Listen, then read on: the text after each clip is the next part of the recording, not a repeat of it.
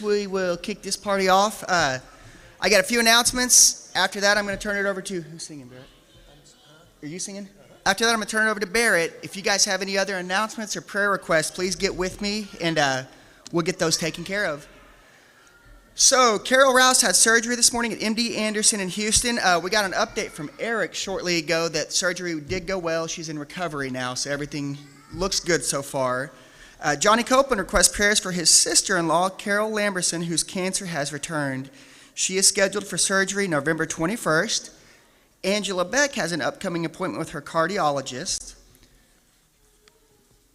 We extend our heartfelt sympathy to Butto and Sue Perry and their family in the passing of Butto's brother-in-law, Richard Walls. Funeral arrangements are pending. Please lift up the family of Richard Walls in your prayers, asking the Lord to surround them with his comfort and peace. The new quarter starts in December. If you're willing to teach our young ones, please sign up at the welcome booth or see Dean Goss. I know Justin and I have kind of harped on this the last couple of weeks. If you've never taught before, it truly is a blessing. Not only do you, for me, that's one of the quickest ways to learn your stuff is because I don't want to stand up there in front of a bunch of kids and not know what I'm talking about. So I make sure I study this stuff, but then you play a part in shaping these kids' futures and their minds and their thinking. It truly is a blessing being around those kids at that age. All right, so November 23rd, this Sunday, our youth devo is going to be at the home of Rob and Tanya Wallace at 4:30 p.m.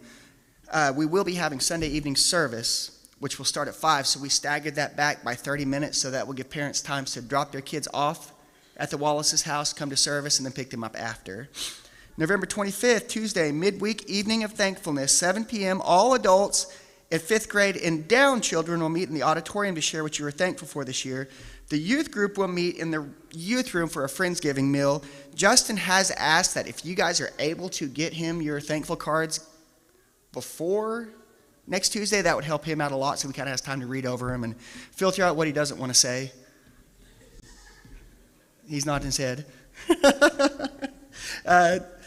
November 26th, the office will close at noon Wednesday and be closed the remainder of the week. There will be no Wednesday evening service next week. That's why we're having our Tuesday evening of thankfulness. November 30th, our youth devo will be at the home of Brady and Melissa West. I will get the time and information out as soon as we figure that out. Our fall retreat is coming up really quick, December 5th through 7th. Our theme this year is No Fear. We're going to be studying 2 Timothy 1 through 7. Sign up for the fall retreat is in the youth room. There's a clipboard on the wall. I need you guys to be signed up by the 26th so I can get an accurate count to Don so he'll know how much food to have on hand and such. The cost is $35. If the cost is the reason you're not going, get with me and we will get that taken care of. Don't let money keep you out of anything that we do. But I need you signed up as soon as possible. Morning Star Fellowship. Sunday morning coffee and fellowship beginning November 30th, 8:30 a.m. to 9:15 a.m. in the fellowship hall. Enjoy a cozy start to your Sunday with hot cider, hot coffee, and hot chocolate. This will be every Sunday through December 21st, and it's catered by Daryl Hamby and Michael Fontenot. Ladies' Christmas party, December 9th at 6 p.m. at the home of Cheryl Petrie. Bring a wrapped gift and a can of food for our pantry. Sign up is at the welcome booth. Our Birth of Jesus play will be Sunday, December 7th. Practice will be every Sunday morning during Bible hour. Your child needs to be present during Bible hour to learn his or her part in the songs. If you have any questions, please see Vicki Walker. Birthdays. Barrett told me we combined this week and next week because we won't be having a Wednesday evening service next week. So that's why it looks like there's a lot of people. But so November 19th, McKenna Caldwell, James Dean, Bo Harris. 21st, Osmond Schaefer. 22nd, Chuck Jones, Melissa Jones, Paul Rainbolt. 23rd, Jamie Jones, Bob Young. 27, Jana Hooker, Mary Smith. 28, Stephen Curry, Will McGuinn, Mark Hopford. 29, Ethel Huggins, Rhett Wicks. 30th, Jade Thomas. December 1st, Autumn Ottenbacher. 2nd, Tammy Elam and Michelle Goss. Anniversaries on the 19th, we've got Steve and Gloria McDaniel. 21st, Derek and Brenda Goff. Jarrett and Hallie Spite. 23rd, Gerald and Charlene Walking Stick. Chris has also asked me to announce that if your Connect group is doing a Thanksgiving box for somebody and you are still needing a hand for that, please get with him tonight after service. That's the ham for the Thanksgiving box. Please get with Chris tonight after service. It's all yours, brother. All right. Good evening, everyone. All right. Good evening, Kenny. All right. We'll sing a couple of songs here tonight. I think you'll like Who You Say I Am.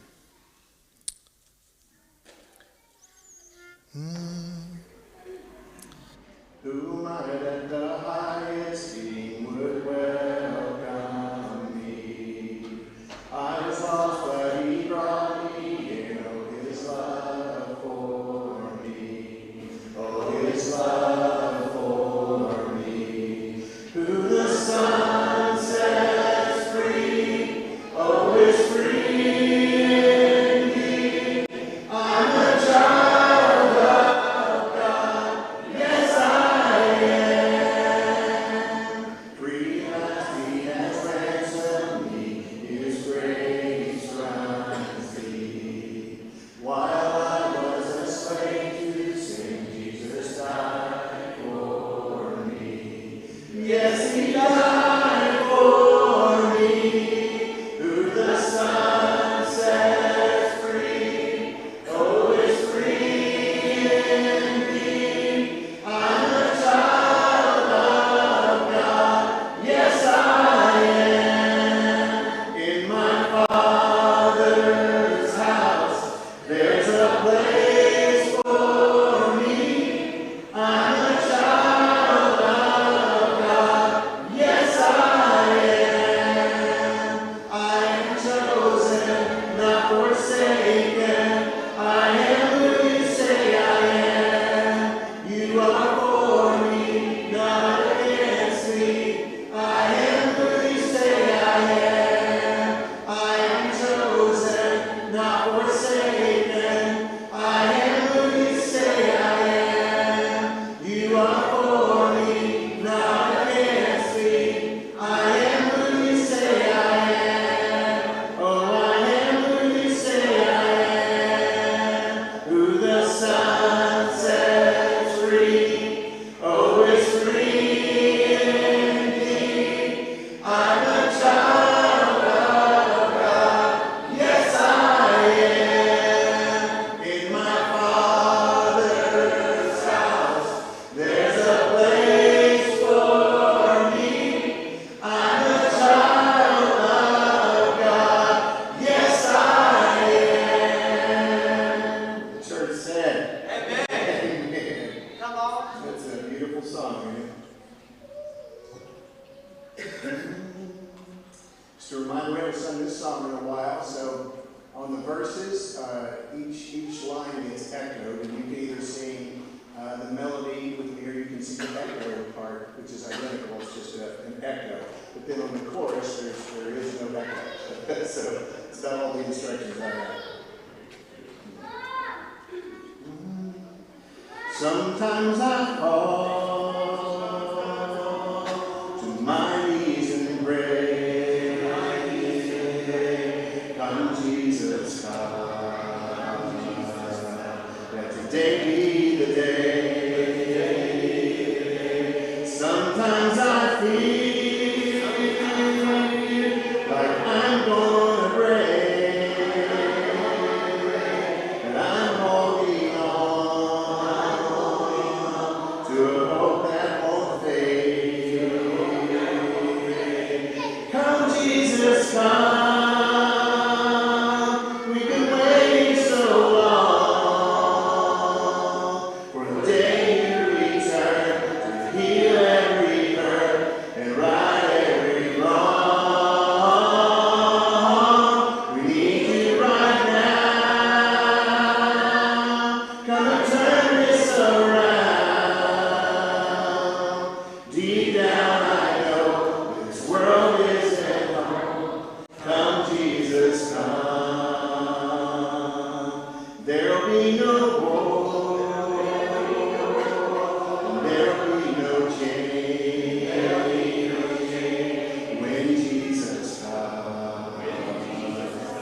Let today be the day. He'll come for the weak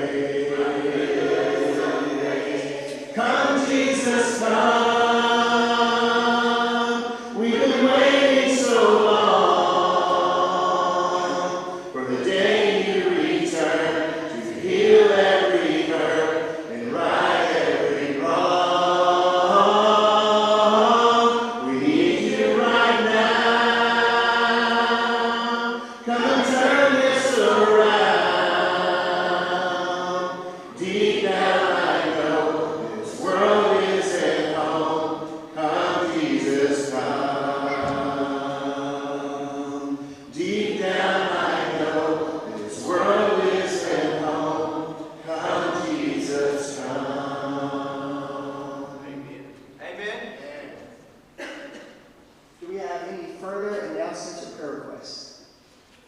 All right, guys, let's pray. Father God, we thank you for this day, for the beautiful weather that you've given us this day. And God, we'll be reminded of, as the seasons change, as it starts to get a little bit colder, we're reminded of the seasons of life, God, and just how, they come and go. And it just seems sometimes that, the seasons, they can be hard, they can be difficult, they can pull us down and struggle. And God, we've got some in our number that are going through rough seasons right now. I pray that you be with them, Father. There are some who are awaiting test results, who are receiving bad news or diagnoses right now. God, I just pray that you be with them and comfort them. Just give them the peace that only you have to offer. God, the kind of peace of this world, you can't find it here, Father. And if that peace comes in the form of one of us reaching out to them or being there for them or whatever they need, God, please show us and prick our hearts and point us in the direction, God, and just allow us to be a channel for your blessings, Father. And I thank you for the good news of Carol today, that her surgery went well, Father, and I pray that her recovery time is very short, very painless, God, and that she can be back on her feet and back with us quickly. And we all miss her and we love her, God, and she's had quite a bit going on in her life recently, so I just pray that you would give her a season of calm, Father, give her a season of peace and rest, and just help her just to recover not only from this surgery, but from the loss of Dan and everything else that's going on in her life right now, Father. And I want to pray over our youth, Father, our youth and our children. They're growing up in a world of likes that we've never seen. They're facing struggles and challenges that we, quite frankly, never faced. I mean, technology, it's a ever-growing thing, but it's also a very terrible threat and a real danger to these kids, God. And I just pray that you would protect them, Father. We understand that the sin is still the same, but it's the delivery that's constantly changing. Father, Satan, he's crafty and he's working his way in wherever he can find. And I pray that you would help us as shepherds and leaders and parents, grandparents, aunts, uncles, whoever, Father, just to watch out for these kids, to be there for them, to lift them up every chance we get, and just to pray for them constantly, God, and just keep them close. And Father, I pray that as we go into our classes tonight, that you would be with the teachers who have prepared your word, Father, and I pray that every word that comes out of their mouths may be your word, God, and if it's not, let it fall on deaf ears. But I pray that you would be with us that sit into these classes, God, and help keep our hearts and our minds open and receptive to what it is that you want us to hear, and help us to take it and understand it in a way that we can apply it to our lives and our daily walk, that when we walk out of here, we can apply that truth or that scripture or that teaching to our life, and it will change us from the inside out, God. I pray that as the holiday seasons are upcoming, help us to be mindful and watchful for those that we can impact, God, and help us to always be a light to this community. It is in Christ's name that we pray. Amen.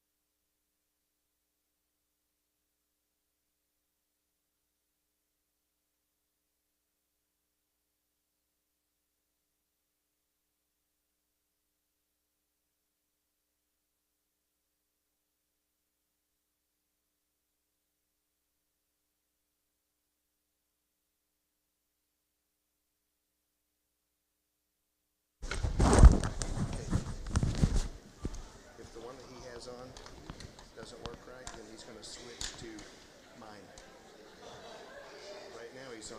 I'm on spare. Yeah, I'm on spare. Yeah. This one just turns on by the top button. Okay. Push and hold. All right. Thank you.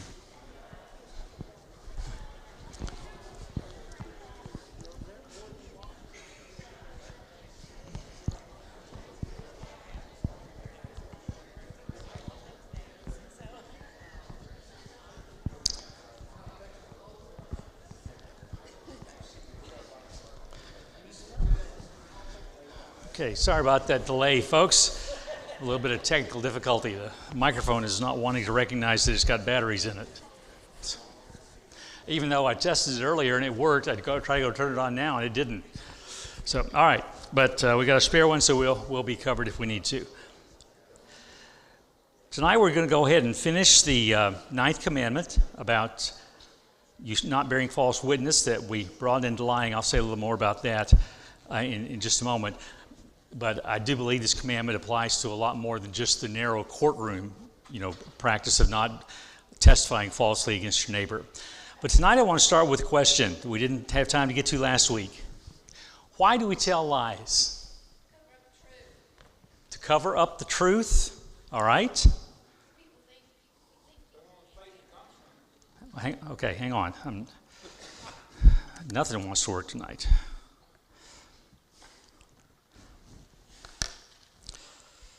Okay, just 1 second.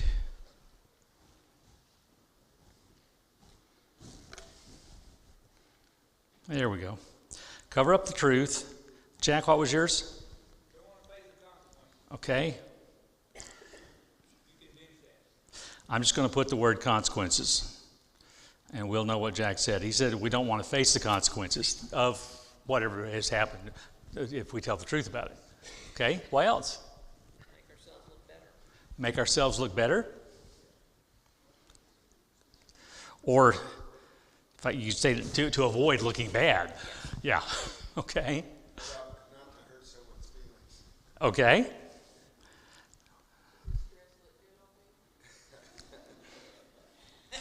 Yeah, the question was, does this, there's another version of that that's a little more pointed that gets us guys in trouble.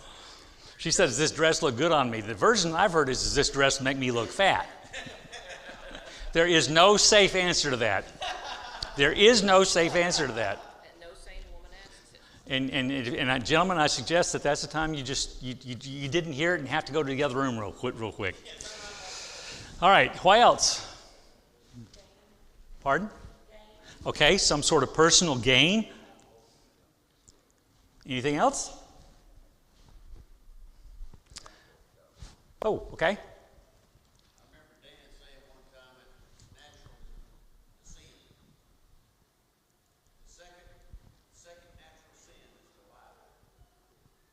Okay, what's the first one? Any sin. The second natural sin is to lie. Oh, okay. The second natural sin is to lie about whatever you did, which was the first sin, or I've already done. All right.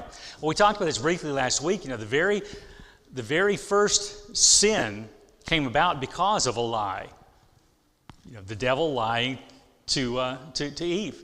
She said, "If we eat of this fruit of the tree, God says we'll die." And the serpent looked at her and boldly says, "No, you won't," which was a lie. And that led to, now, we've talked about this in other contexts, but Eve was already very much attracted to that tree. It doesn't seem to have been too hard to get her to eat from it. But Satan led her into it through a lie. All right. Best I can tell in the Bible, and I'm not going to argue with any of these, but that should be covered up. There are 4 reasons that I could find in the Bible for why people lie. Exodus 23, verse 1, do not spread false reports. Do not help a guilty person by being a malicious witness. So sometimes we lie out of malice because we want to hurt the other person. We tell a lie to cause harm to someone else. We sometimes lie out of fear. After Adam and Eve sinned in the garden, God comes walking, and what do? They lie, as someone mentioned before, to try to cover up their sin or to not admit to what they've done. So they tell God a lie about what's been going on. 2 Thessalonians chapter 2, why don't we turn there? This is a little bit longer. 2 Thessalonians chapter 2 seems to introduce the idea of carelessness or not wanting to know the truth bad enough so that we wind up settling for a lie. The coming of the lawless one, starting in verse 9, the coming of the lawless one will be in accordance with how Satan works. He will use all sorts of displays of power through signs and wonders that serve the lie, and all the ways that wickedness deceives those who are perishing. Now listen, they perish because they refused to love the truth and so be saved. For this reason, God sends them a powerful delusion so that they will believe the lie, and so that all will be condemned who have not believed the truth but have delighted in wickedness. So sometimes we lie because we don't care enough about the truth. And then someone else mentioned personal gain, and that's also very clear in the Bible, the story of Ahab and Naboth. We talked about that last week. Ahab wanted Naboth's vineyard, and Naboth wouldn't sell it, so Ahab arranged for people to lie about Naboth, accusing him of what would have been a capital crime, so he was put to death, and King Ahab takes the vineyard. Now, obvious answer to this question, but are any of those things that I mentioned from the Bible or that you mentioned, are any of those good or decent or in any way justifiable? No. Folks, I would argue that even lying to try not to hurt someone, I find it hard to justify that. Even that. I understand not wanting to cause harm to someone, but you know, the classic story I heard about this, and I want to say Winston Churchill may have made this up, but he was confronted with a baby, and you know, all babies are cute except the one that he was confronted with. That was not a cute baby. And so his reaction was, "My goodness, that's a baby." Now, that didn't cause offense to anybody, didn't hurt anybody's feelings, but he didn't lie that this particular baby was cute, because it wasn't. So, you know, I think there's always some way out of telling a lie. We'll talk more about that later. All right. Now, let's go on now and talk more specifically about what this commandment prohibits. I think it prohibits all lying, that it can't be restricted to the courtroom. Now, obviously, you know, the obvious on the face is don't lie in the courtroom. That's what being a false witness is. But I think it goes broader than that. So let's look at a few verses here. Proverbs chapter 19. Proverbs chapter 19, and we'll begin in verse 5. A false witness, that's the same words as in Exodus, will not go unpunished, and whoever pours out lies will not go free. Now, if you've ever read Proverbs, you've noticed that they frequently have the structure of this sentence. You have two ideas that go together, and you're meant to read them and understand them together. Well, look what he does here. He talks about false witness, which is one form of lying, and then what's he do? He broadens it out to lying in general. Those two thoughts are in his mind at the same time. Look at verse 9. Almost word for word. A false witness will not go unpunished, and whoever pours out lies will perish. Now go to Proverbs chapter 6. And this time we'll start in verse 16. There are 6 things the Lord hates, 7 that are detestable to him. Now that 6 and 7, or it could be 3 or 4, 9, 10, whatever. That was apparently a common figure of speech in Israelite society. Amos uses the same thing. And you find it several times in Proverbs and even a couple of times in Psalms. But there are 6 things the Lord hates, 7 that are detestable to him. Haughty eyes, a lying tongue, hands that shed innocent blood, a heart that devises wicked schemes, feet that are quick to rush into evil, a false witness who pours out lies, and a person who stirs up conflict in the community. The reason I show this one is, once again, when he's thinking of false witness, he's also thinking of lying in general. And one more, Leviticus chapter 19, verse 11. Leviticus 19, verse 11.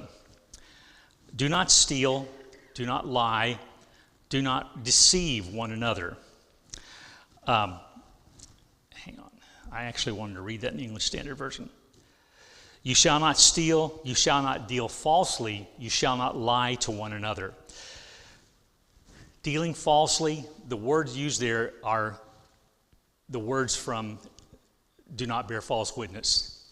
So dealing falsely, and then you shall not lie. So once again, you've got the false witness and lying almost in the same breath. All of those verses that I showed you have some form of that word. If it's a verb, it's pronounced shakar. If it's a noun, it's pronounced sheker. But if it's a verb, it means to do something false. And you have to know from the context, if you're speaking, then the false thing would be a lie. If you're conducting business, then the false thing could be fraud or something like that. So how you translate it depends on the context, but the basic idea is you're doing something false. And then if it's a noun, it refers to falsehood, a deception, or a lie. All the verses that I showed you use shakar, some version of it. And so again, it just seems to me that when it talks about lying in a courtroom, the idea of lying in general is just right next to it. I would point you also at Matthew chapter 5, verse 37, where Jesus said, let your yes be yes and your no be no. That's the standard for Christians. You know, we just assume, or we should just assume, that whatever a brother or sister has told us is true. We don't need them to sign a document to swear to it. We don't need to take an oath to swear to it. If you tell me yes, that's all I need to know. If you say no, that's all I need to know. There's no question of it because the standard we're held to is absolute truthfulness. All right, so what else is prohibited by this commandment? How about concealing the truth? Now, there is such a thing as discretion. Deuteronomy 29, verse 29 talks about the secret things that belong only to God. So God practices discretion with what he reveals to us. He's told us a lot, but it sounds like there's a whole lot more he hasn't told us.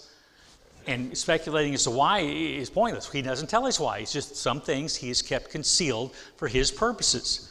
And you know, we treat other humans that way. How many of you told your 3-year-olds everything there was to know about sex? Now, at some point you had that discussion with your children, but you didn't do it when they were 3 or 4 years old. You waited until they were older. So discretion is not the same as concealment. But concealing something is lying when the other person has a right to know. In Genesis chapter 12, Abraham and Sarah go down into Egypt. And you remember the story? Sarah apparently is a very good-looking woman. And Abraham is afraid that when the Pharaoh of Egypt and his officials see Sarah, that they're going to take her into Pharaoh's harem. And so he tells her, we're going to tell everybody that you're my sister, not my wife. And you know how they justified that, right? She was his half-sister. So we're actually telling them the truth, we're just not quite telling all of it. And so the obvious thing happens. Sarah gets snatched up into Pharaoh's harem. And then Pharaoh's looking out the window one day and he sees Abraham and Sarah acting more like husband and wife than brother and sister, and he realizes that he's been lied to, and he calls Abraham on the carpet. You actually have God's chosen one being called out by a pagan because he'd lied to him. Pharaoh had a right to know the truth of their relationship to prevent him from doing what he did. In some respects, you'd have to say that Pharaoh was innocent because he took a woman that he thought was single. And it was just understood in that day and time, that the king could have any woman he wanted as long as they weren't married to somebody else.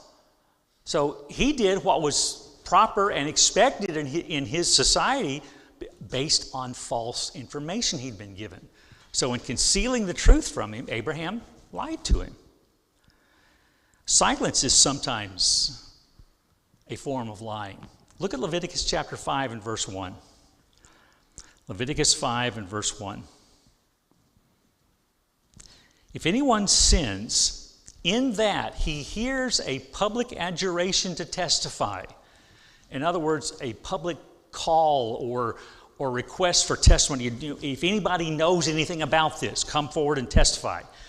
So here's a public adjuration to testify, and though he is a witness, whether he has seen or come to know the matter, yet does not speak, he shall bear his iniquity. So you hear the call to testify, and you either know personally or you've heard, and you have knowledge about it, but you don't say anything. He shall bear his iniquity. He shall bear his sin. The law of Moses says it's a sin not to come forward with what you know. Now, in our culture, there are times when it's not safe to be a witness to something, is it? It's almost a stereotype on TV shows, detective shows and so on, that so-and-so doesn't want to testify in court because they're afraid the gang will kill them or whatever. Fear is not an excuse to not tell the truth about what you know. Look at Proverbs chapter 29 and verse 25.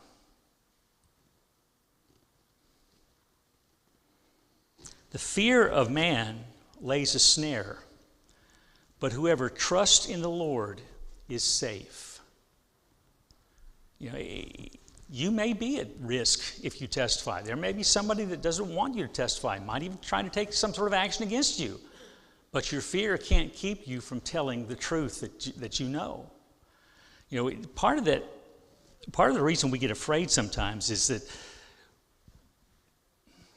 we get too wrapped up in our existence here. And we are doing everything we can to stay alive here. And we're forgetting what we sang about just a little bit ago. That this isn't our home, is it? And the worst thing that another human can do to you, if you're a Christian, the worst thing another person can do to you is send you to be with Jesus. But we don't always think of it that way, do we? So we scratch and claw and do everything we can to remain alive here a little longer. When Paul says in Philippians that going to be with Christ is better by far, his words, going to be with Jesus is better by far. Now, he does go on to recognize that in his case, it might be good for him to stay around because it would mean profitable ministry with the Philippians. A lot of people could be saved if he stayed here. But he says, if it was just up to me, I'd choose to go on home because that's better by far. If it only impacted me, I'd choose to go home because it's better by far. So, we can't let fear keep us from doing the right thing because, again, the worst thing that anybody can do to us is to send us home. Now, last week, Jack, I think you said that one of the problems with lying was character assassination. I think those were your words. And that's what I mean by discrediting others. Saying things about other people that hurt them or tear them down. And it basically falls into two categories, gossip and slander. Now, you won't be surprised that gossip is condemned in the Bible multiple times. I've listed 3 there from the New Testament. There are more. But I want you to look at Proverbs 18. This to me is interesting. It gives you a reason why we engage in gossip. Proverbs 18 and verse 8. The words of a whisperer are like delicious morsels. They go down into the inner parts of the body. Sometimes we like hearing dirt about other people because we get a warped pleasure out of hearing bad things about someone else. Maybe because we don't think we're as good as they are, and so we want to see them brought down a peg or two. Or maybe we just delight in seeing someone else hurt. The Germans actually have a word for that. The Germans have words for a lot of strange things, but the German word Schadenfreude refers to the pleasure you feel when someone else hurts. And you don't have to be German to feel that. And gossip can feed that feeling. But gossip, well, there's a story told. I tried to look it up today, and I found at least 6 different versions of it, accredited to different people at different times. The oldest version seems to have come from a rabbi in Eastern Europe way back. but it's also credited to a Catholic priest in the 1500s, to a preacher in the 1800s, and multiple other things. But the way the story goes, there was a gossip who realized that they had hurt someone, and so they came to the rabbi, the priest, the whoever, and asked to be forgiven. And so they were told, asked, do you have a feather pillow at home? Yes. Well, go get the feather pillow and bring it back. So they did. And then the rabbi said, okay, take a knife and cut the pillow open. And when they did, the feathers immediately scattered all over the room. The cat attacked and scattered some. Some of them flew out the window, and they just went everywhere. And then the rabbi told the gossip, now, what I want you to do is go and collect every one of those feathers. Don't miss any of them. And the gossip looked at the rabbi and said, well, that's impossible. And he said, just as it's impossible to take back your gossip once you've begun to spread it. You have no idea where it's going to go and the harm it's going to do and the way it's going to worm into people's lives. It's really one of the worst things that you can do to another person. And stories change from person to person. I'm sorry? Stories change from person to person. Stories change from person to person. Have you ever noticed the desire to add details? Because they make the story just a little bit better. And maybe it makes your hearers listen to you a little bit longer. Make it juicier. Yeah, we want to make it juicier. Yeah. Now, slander is related to it, but slander kind of works in two ways. You can either give a false impression about what someone's done, or you can ascribe a motive to them that makes them look bad when maybe that wasn't the case at all. Now, someone commented the other day that I always seem to be using Daryl as an example, and so since I am apparently of that habit, I'm going to do that tonight. And it's a good thing that Diane's not here because of the example I'm going to make of Daryl. Now, what if I told you that I had seen Daryl riding around late Friday night with a woman that he's not married to? Now, that doesn't sound good, does it? Well, he says she was just giving her a ride home. In my scenario, here's what happened. One of the ladies from church was at Walmart late Friday night, got out to her car, and it wouldn't start. You can't do anything late Friday night. So she called Daryl and said, listen, I'm stuck here at Walmart. My car won't start. Will you give me a ride home? Now, knowing Daryl, his response would be, let me find my shoes and my keys, and I'll be there in 15 minutes. Now, what I also didn't tell you the first time through was that Diane went with him. Because she's that kind of person too. And so they get to Walmart, and they pick this lady up, and they give her a ride home. Now, everything I said the first time was true, wasn't it? He's riding around in the car late Friday night with a woman he's not married to. That was true. Right?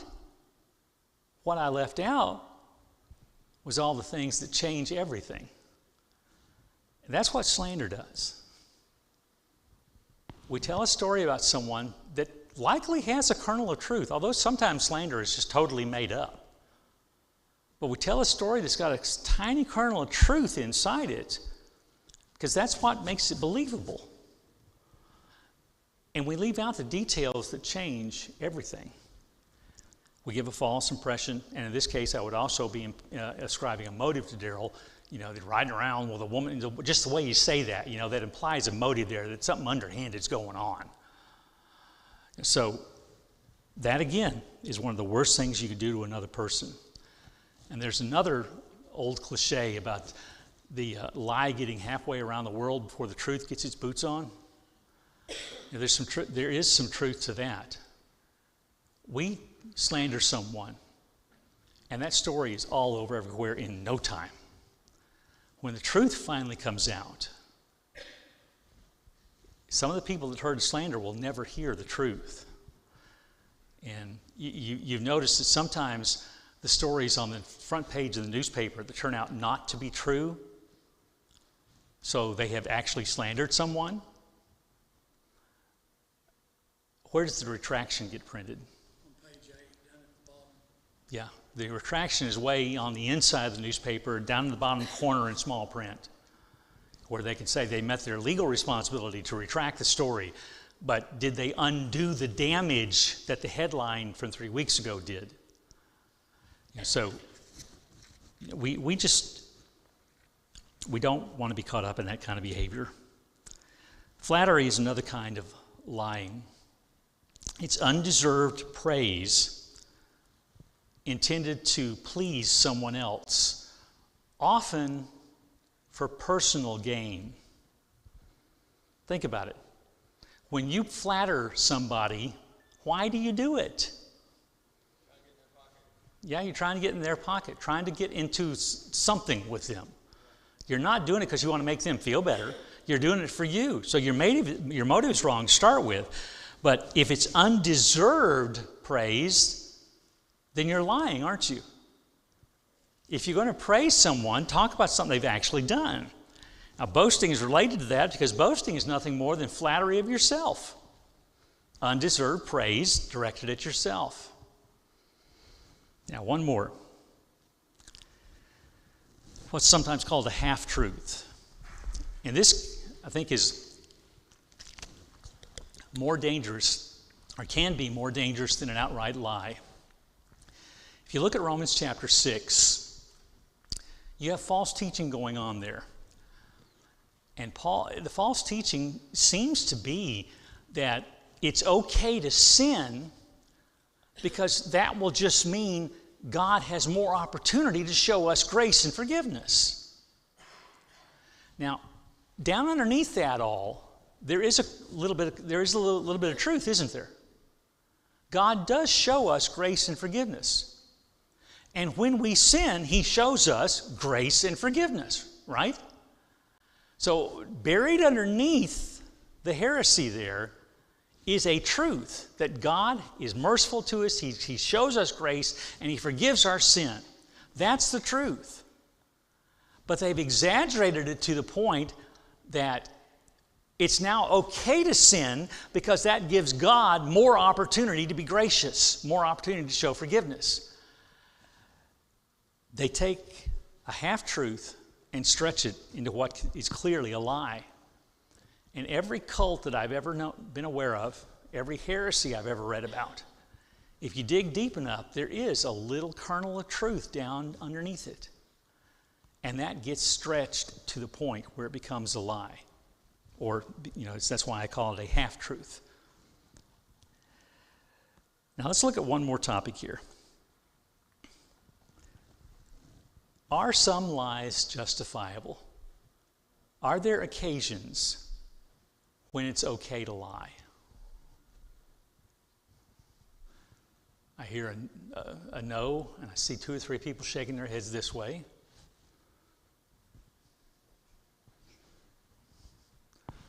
All right, let me give you some scenarios and you tell me what you think. First, let's define what we mean by lie. A lie is an intentional deception put into words. And the first word of that definition is important. You meant to deceive with your words when you tell a lie. I remember one Wednesday night several years ago, I was making announcements and I announced that Brother so-and-so had been taken to the hospital with a heart attack. Now, we found out a couple days later that it wasn't a heart attack. Did I lie? I didn't speak the truth. But not a lie because I did not intend to speak an untruth. I did not intend to deceive anybody. What? Spoke the truth. Well, actually, not Jack just spoke the truth as I knew it. It was as I and the whole church knew it at that point. The church. The secretary, the elders. That's what we all thought at that point. That's one of the things that kind of bothered me a little bit back in the 2000s when everybody was not everybody, but the political opposition was trying to crucify the Bush administration for lying about weapons of mass destruction in Iraq. Saddam Hussein had used them in the past. He told anybody who would listen to him that he had them at that time, and would use them again. Yeah, he thought that would protect him from being attacked. And all the intelligence agencies thought he had them. Politicians on both sides of the aisle. Bill Clinton had spoken at some length about Saddam's possession of weapons of mass destruction. Now, it turns out that Saddam had deceived the entire world. But that doesn't mean that anybody lied about going to remove them from his possession. Now, we can at another time have a debate about that war, and there are a lot of other issues around it. But I don't think anybody lied us into war. They were acting on the best information available at that time. Turns out it was wrong. That doesn't mean they lie. So not every untruth is a lie. A lie requires you knowing it's not true, intending to tell it knowing you're not true because you want to deceive someone for some purpose. Intentional deception put into words. All right, so is it okay to lie to an evil person to protect their intended victim?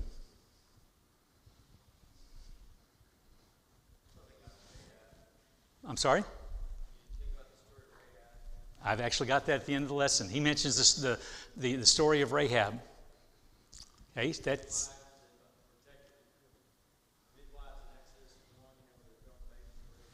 I'm sorry? The midwives in Exodus 1, they were throwing the babies in the river, and they were saying, hey, we just can't get to it fast enough. They were really not trying to get there at all.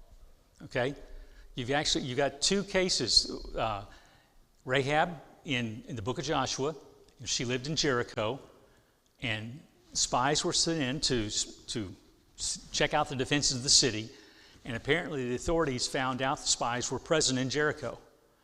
Now, they had gone to Rahab's home because she was a prostitute, but prostitutes also that perform the function of innkeepers. It's kind of hard to tell where one ends, the other begins.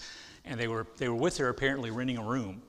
And the authorities came to look, and she'd hidden them up on the roof of her building underneath some rushes of some sort. And she told the authorities that the men who'd come to and stayed at her place had already left and gone out that way. And then as soon as the authorities were gone, she sent the spies off this way. And the awkward thing is that Rahab is mentioned for her faith in both Hebrews and James. And she's in the family line of Jesus. Yeah, and she becomes the great something grandmother of Jesus. Now, if you look, well, let's go ahead. Let me skip on down there. Let's look specifically at what's said about Rahab, because I think it's interesting how the New Testament words this. Hebrews chapter 11, verse 31. Now, this Hebrews 11 is the great chapter of faith, right? Okay. I would point out before we start talking about Rahab that most of the people mentioned there, most of the people mentioned in Hebrews 11 have huge flaws. Great characters of faith, no question, but they're also flawed human beings. We just talked about Abraham lying to Pharaoh, and he didn't do that just once, he did it twice. And I kind of have a feeling he did it often enough because his own son Isaac wound up doing it later on. It was sort of a family tradition. Abraham passed it down to his son, and yet he's the great example of faith. Moses is mentioned in Hebrews 11. Moses was not allowed to enter the promised land because he let his anger get the best of him. And he struck the rock looking for water the second time. The first time God told him to strike the rock, the second time God told him to speak to the rock, he went ahead and struck it again, and God in his graciousness gave the Israelites water anyway, but because of that momentary anger, he was prevented from entering the promised land. Jephthah is mentioned in Hebrews 11. Jephthah sacrificed his own daughter because he made a stupid vow to God. Now, he had enough faith in God, that faith led him to defeat the Ammonites who were oppressing the Israelites at the moment. But he's got huge flaws. So my point is, just the fact that Rahab is in Hebrews 11 doesn't mean that everything about her is pure.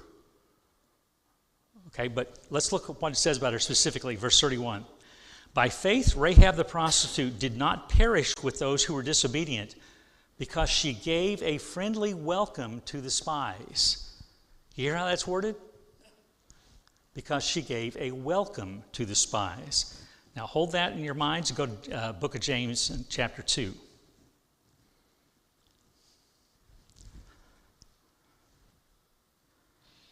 And verse 25. In the same way, was not also Rahab the prostitute justified by works when she received the messengers and sent them out by another way? You notice what both verses did not praise her for? Yeah, neither one of them mentioned the lying, much less praised her for it. She was praised for welcoming and receiving them. In other words, she saw the power of God working through Israel and attached her faith to them, even though she had almost no understanding of Israel's God. She could just see that his power was greater than the God she'd been brought up to know. And so she attached her faith to Israel's. And that's what she's praised for. Having enough faith to join a God she doesn't even know, much less understand. She's not praised for her lying. Now, Kelly also mentioned the Hebrew midwives in Exodus chapter 1. When Pharaoh decided that the Israelites were getting too populous, he issued a decree that all the male Hebrew babies were to be thrown in the Nile and drowned. And the midwives that worked among the Hebrew population would intentionally get there late so that the baby's already born before they could be involved in anything, you know.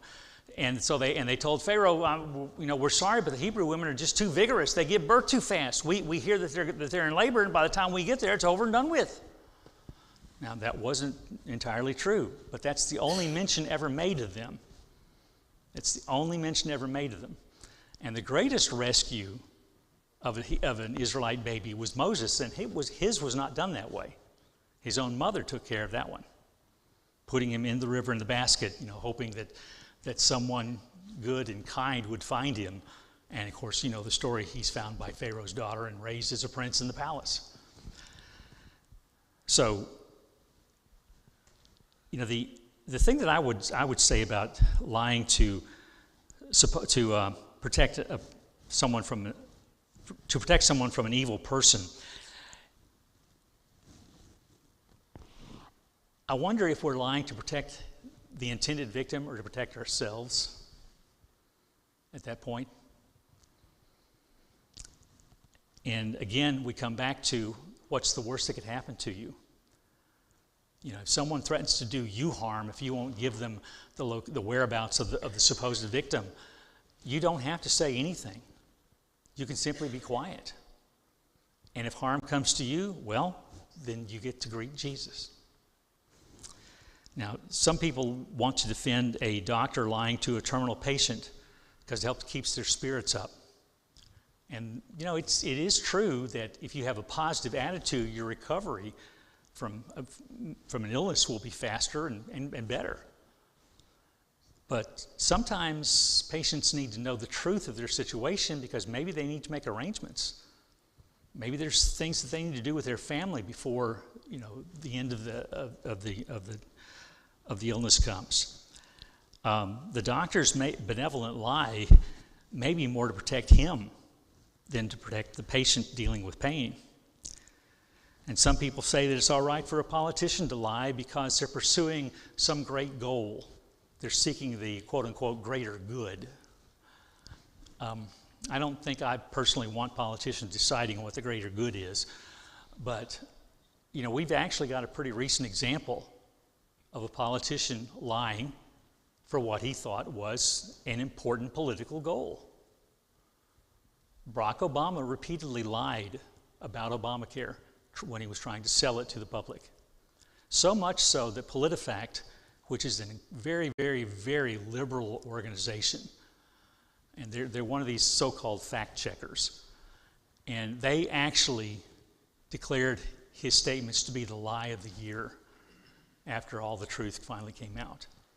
So it's kind of significant that a very left-wing organization called the statements of a left-oriented president a lie.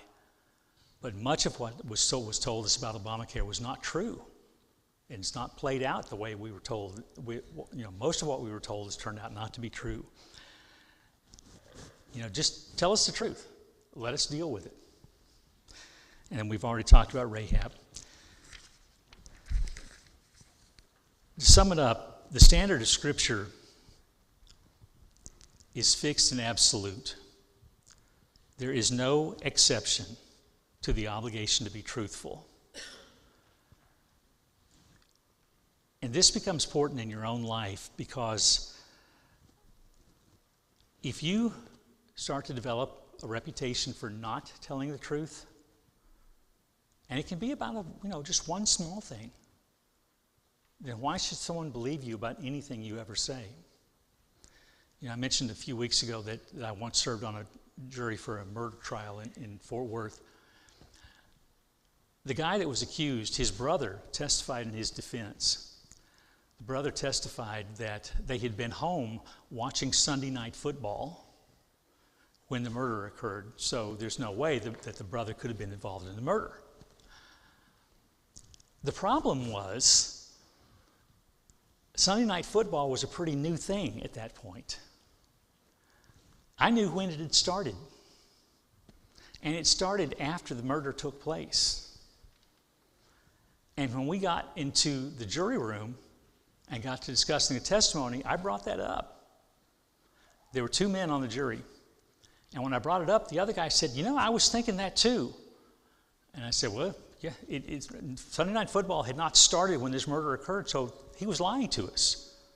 And one of the other jurors said, well, if he lied about that, then he lied about everything. Exactly. That's the way people look at people who lie. And we don't want to be those people. Appreciate your attention and your comments tonight. And next week we will take up the 10th commandment. So we'll see you then.